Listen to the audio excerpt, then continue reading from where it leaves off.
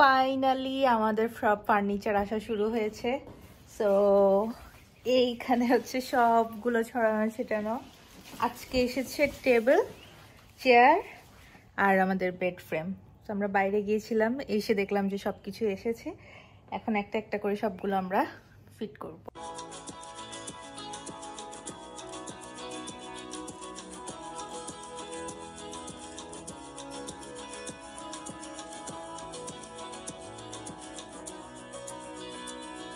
এখানে ফার্নিচার গুলো সব আসে এরকম বক্সে বক্সে করে, নিজেদেরকে অ্যাসেম্বল করতে হয়।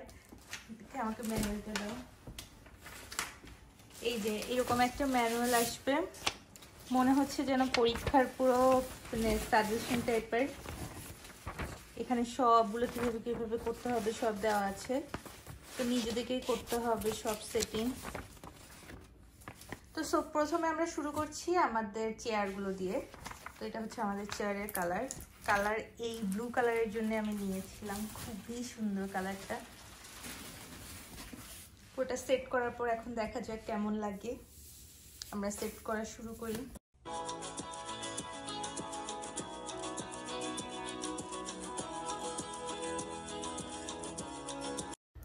মাত্র দুটো চেয়ার হয়েছে, একটা আমি করেছি, একটা তামিম। এই যেটা আমি এখনো কমপ্লিট করছি, এখনো হয়নি, আর জাস্ট এইটা বাকি, স্ক্রুটা লাগানো।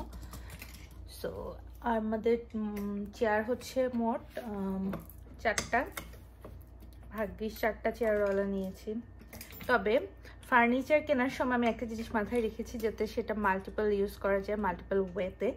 তো পুরো জিনিসটা সেট করার পর আমি দেখাবো যে অ্যাকচুয়ালি আমি কোন জিনিসটা মাথায় রেখে ফার্নিচার কিনেছি। আমাদের টেবিলে একটা খুব সুন্দর সিস্টেম আছে, সেটা আমি লাস্টে সেট করার পর দেখাতে পারবো। আর আমাদের যে বেড কিনেছি আমরা, সেটা তো সেম, একের ভেতর দুই ওরকম টাইপের। তো যাতে জিনিসপত্র বিভিন্নভাবে ইউজ করা যায় সেই জন্যে। I am done with my first chair. আমারটা শেষ, তামিরটা এখনো শেষ হয়নি। আমি ওর পরে ধরেছি, কিন্তু আমি ফার্স্ট করে ফেলেছি। তো আমার ফার্স্ট চেয়ার করা শেষ। এখানে বাকি দুটো চেয়ার, এখন আমি ওগুলো করব। এরপর টেবিল বাকি, এরপর খাট বাকি। খাট মনে হয় আজকে করতে পারবো না, যাই হোক পরের চেয়ারটা শুরু করি। তো একটা বক্সে কি কি থাকে, একটা ম্যানুয়াল থাকে, তারপর এখানে হচ্ছে 3 রকমের স্ক্রু দেওয়া আছে, আর হচ্ছে দুটো চেয়ারের জন্য যত জিনিস লাগে তা।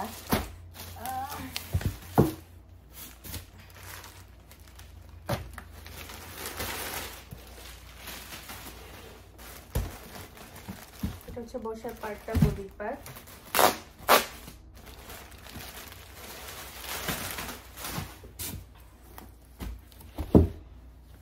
এখন আমি শুরু থেকে দেখাই যে একটা চেয়ার কিভাবে সেট করতে হয়। এখানে 3 রকমের স্ক্রু, এটা ছোট, এটা মাঝারি, আর না এটা বড়, এটা বড়, মাঝারি, ছোট। এখানে এই জায়গায় প্রথমে আমি এই জিনিসটা বসাচ্ছি, বসানোর পরে দেন এই গদিটা এখানে বসাচ্ছি। এরপর এখানে যাবে দুটো ছোট স্ক্রু,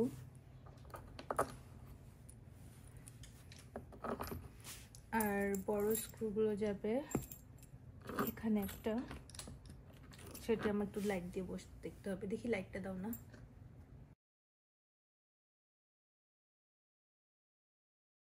আমরা 4টা চেয়ার শেষ করলাম মাত্র। এবার হচ্ছে এই যে টেবিল, এটা তো মনে হয় শুধু পায়া লাগালেই হয়ে যাবে, খুব বেশি কিছু করার নেই। তারপর আমরা ডান উইথ টেবিল। ওকে, যেই জিনিসটার কথা বলছিলাম এতক্ষণ, আমাদের টেবিল সেট করা হয়ে গিয়েছে।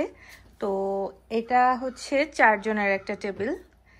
এখন যদি আমার বাসায় এমন হয় যে আরো গেস্ট বেশি এসেছে, তো সেক্ষেত্রে আমরা করতে পারবো কি, এই টেবিলটাকে আমরা এক্সটেন্ড করতে পারবো। সো সেটাই আমি এখন একটু দেখাবো। দুইটা একসাথে খুলে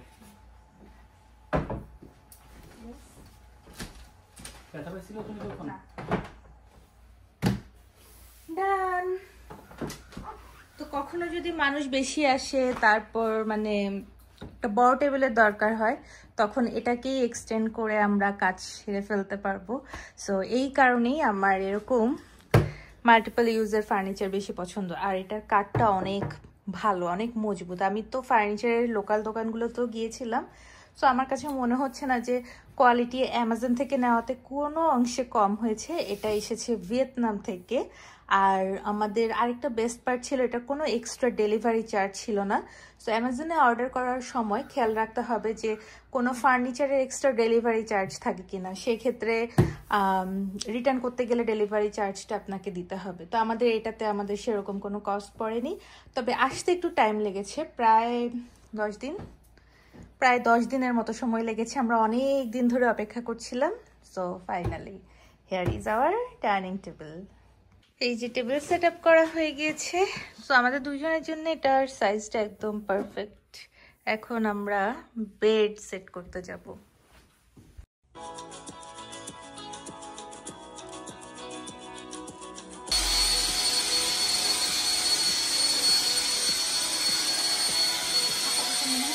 এখন আমরা বেডটা ঠিক করব, এবং এটারও আরেকটা ইউজ আছে, সেটা আমি বেড সেট করার পরে দেখাতে পারবো।